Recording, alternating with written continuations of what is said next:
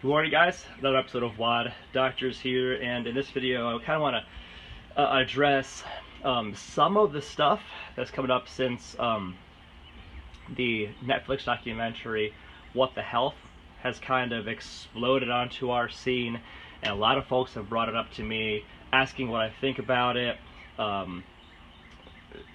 putting forth a lot of the same arguments that the documentary does in favor of having a relatively meat-free or an entirely meat/animal product-free diet.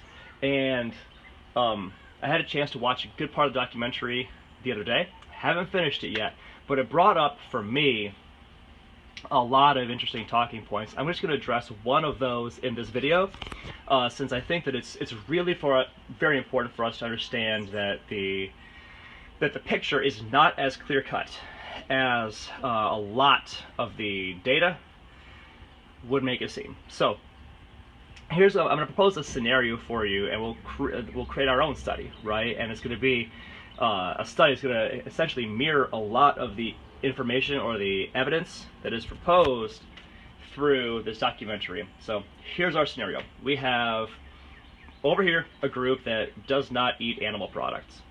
Now I want you guys, for your own selves, kind of picture who that is. Take, for example, in your own mind, picture the 2 or 3 or however many people you know that don't eat any animal products. Okay?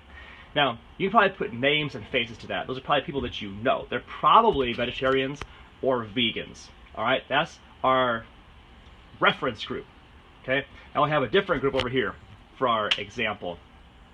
The average person as a meat eater. Okay, picture that person. For me, I like to think, right now it's summertime. I kind of put this into the context of a summer barbecue, and I picture that gentleman being the average American having a summer barbecue, including the hot dogs, maybe sausage, hamburgers, definitely. There's a lot of it's typical around this time of year to have those foods. It's just, hey, that's what you do when you're American. Okay, so we have these two groups. Let's now check their rate of cancer. Let's check their rate of heart disease. Let's check other important blood metrics and health metrics. Now, I'm very confident, just based on the picture we have right here, that the vegetarian or vegan group, they're going to have way, way better health metrics than our reference group over here at the average American in the barbecue. And you can focus in and say, see, it's the animal products that are the problem. When we look at this group over here, they have a higher rate of cancer, higher rate of heart disease, whatever. Their cholesterol levels are more out of whack, etc., etc. You can focus in on that and say, now we know the problem. It's not the carbohydrates, it's that they're eating animal products, they're eating meat. And if that was all that you knew, if that was the data, well then you have a very clear-cut decision to make, right? Like, do I go the healthy route, do I go the unhealthy route? But what I'm going to propose is that the very fact that a person has a meat-free or an animal product-free diet probably coincides, that's this group over here, it probably coincides with a lot of other lifestyle factors that are probably playing into this as well. If you know that vegetarian or vegan person, they're probably just generally a more health-conscious person on average. They probably have a higher activity level.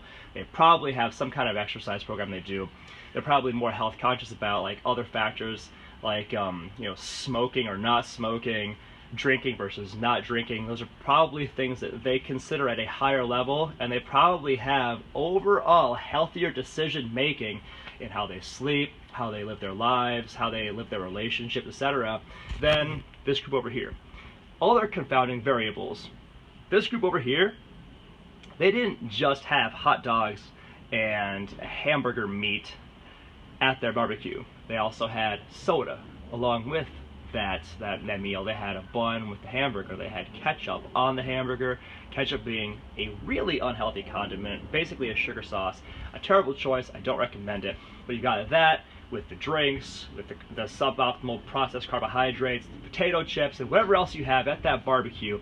So you got this group over here that has, yes, they've got meat, but they've also got a whole host of other factors. This guy over here, highly likely his activity level is nothing like the vegetarian or vegan. Highly likely that there's a ton of other surrounding factors, how he sleeps, how he lives his relationships, stress factors, etc., activity levels, that this guy over here have going against him.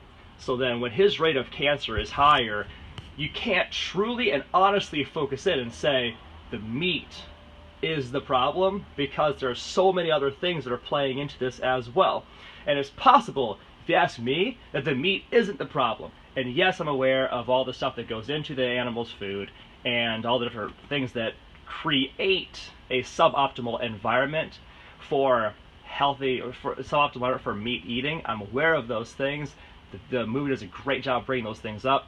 All I'm saying is that it is so easy to compare groups and say, aha, see, living without meat is a healthier way of living your life. But it's not really that clear cut. It just isn't. So let's all be a little bit more open-minded about what we're learning. And I do want everybody to be open-minded. It is quite possible we learn some interesting and new and valuable stuff from this documentary. But let's just be really clear about what it is that we're seeing. We are not seeing the definitive conclusion that this movie makes it out to be. Anyway, those are my thoughts on it so far. It's one piece of the puzzle. I may be addressing more than a future video. Thanks for joining me, guys, in this Wild Doctors video. Have a beautiful and blessed day.